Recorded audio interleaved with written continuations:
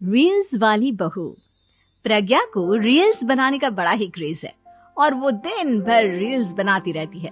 खाते पीते घूमते फिरते घर में कॉलेज में रील्स बनाने के कारण प्रज्ञा पूरे कॉलेज में हाईलाइटेड है।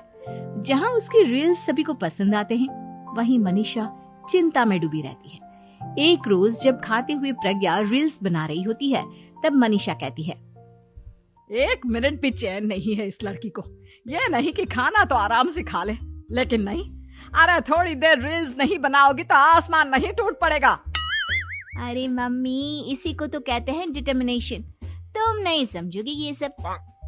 भगवान, इस लड़की को सद्बुद्धि दे। जब देखो तब टेढ़ा बाका मुंह बनाती रहती है। मनीषा की बात का प्रज्ञा पर जरा भी असर नहीं होता और वो खाते खाते रील्स बनाती रहती है। दिन बीतने लगते हैं और देखते देखते प्रज्ञा का कॉलेज भी खत्म हो जाता है। आए दिन कोई ना कोई मनीषा को प्रज्ञा की शादी करवाने का सुझाव दी जाता है। सब ठीक ही कहते हैं, प्रज्ञा की शादी कर देनी चाहिए। अपने घर के काम काज में व्यस्त हो जाएगी तो खुद ही ये रील्स और नाच गाना बंद हो जाएगा। मनीषा और प्रेम प्रज्ञा के लिए एक अच्छा लड़का ढूंढने लगते हैं और तभी विकी का रिश्ता प्रज्ञा के लिए आता है, जिसने प्रज्ञा को उसकी रील्स देखकर पसंद कर लिया था। अगले दिन विकी अपने माता पिता के साथ प्रज्ञा के घर पहुंच जाता है और प्रज्ञा साड़ी पहने हाथों में चाय की ट्रे लिए उनके सामने आती है। जब विकी को पसंद है तो हमें भी बहू पसंद है।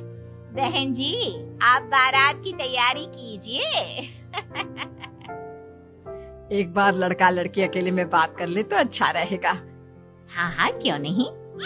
मनीषा विकी को प्रज्ञा के कमरे में भेजती है, जहाँ प्रज्ञा पहले से ही रील्स बना रही होती है। तभी विकी कहता है, आ गए आपके साजन जी। हमारे साथ ये रील्स कंप्लीट करती तो और भी अच्छा रहता। अच्छा जी, अब आ ही गए हैं तो बना ही लेती हूँ आपके साथ। दोनों मिलकर रील्स बनाते हैं। जब वी मीट और तुरंत पोस्ट भी कर देते हैं। फिर विकी कहता है, जब आप साड़ी में चाय लेकर आए तब मुझे लगा कि कहीं मैं गलत घर में तो नहीं आ गया। अब सही है। दोनों की शादी पक्की हो जाती है और शादी के दिन भी प्रज्ञा रील्स बनाने से चूकती नहीं। यहाँ तक कि बारात के समय भी नाचते हुए रील्स बनाती है। सभी लोग प्रज्ञा की तारीफ के पुल बांध देते हैं और प्रज्ञा नाचती गाती अपने ससुराल चली जाती है। सब कुछ अच्छा चल रहा होता है। प्रज्ञा यहाँ भी दिन भर हर चीज की रील्स बनाती रहती है। लेकिन कुछ दिनों के बाद जब सुनीता कहती है, बहू, ये रील्स के साथ साथ कुछ काम भी कर लिया करो। वैसे तुझे और क्या क्या बनाना आता है? मम्मी जी, वैसे तो सब कहते हैं कि मैं सब कुछ अच्छा बनाती हूँ, लेकिन मुझे लगता है कि मैं मैगी अच्छा बना लेती हूँ। हाँ, कॉफी भी अच्छा बना लेती हूँ और मुंह तो सबसे अच्छा बना लेती हूँ। हैं? अच्छा अच्छा। सुनीता अपना माथा पकड़ लेती है और कहती है, बहू, कुछ खाना बनाना भी सीख लेती। मम्मी जी, मैं लंबी प्लानिंग कर रही हूँ।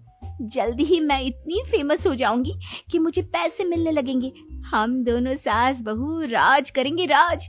नौकर काम करेंगी और लोगों की तो लाइन लगेगी हमसे मिलने के लिए। तेरा दिमाग खराब हो गया है क्या बहू? हंसी मजाक तक ठीक है, लेकिन इस तरह घर नहीं चलते। जितना जल्दी हो इस घर के तौर तरीकों को सीख लो। प्रज्ञा मुंह घुमाकर चली जाती है और तुरंत उसी वक्त एक रील बनाती है। ये देख सुनीता का गुस्सा 7वें आसमान पर चला जाता है और विकी के घर आते ही सुनीता उसे सब कुछ बताती है। विकी भी अब प्रज्ञा की इन हरकतों से परेशान हो जाता है। तुम टेंशन मत लो मम्मा, मैं देख लूंगा। विकी कमरे में जाता है तो देखता है कि प्रज्ञा रील्स बना रही है। विकी बड़े ही प्यार से प्रज्ञा से कहता है, प्रज्ञा, इन सब के लिए मैं तुम्हें मना नहीं कर रहा हूँ, लेकिन फिर भी हर वक्त तो ये अच्छा नहीं लगता ना। समझने की कोशिश करो, मुझे भी तुम्हारा थोड़ा वक्त चाहिए। मैं जब ऑफिस से आता हूँ तो मुझे समय देने की जगह इसी में लगे रहते हो। तुम ज्यादा ही सोच रहे हो। तुम भी मेरे साथ रील्स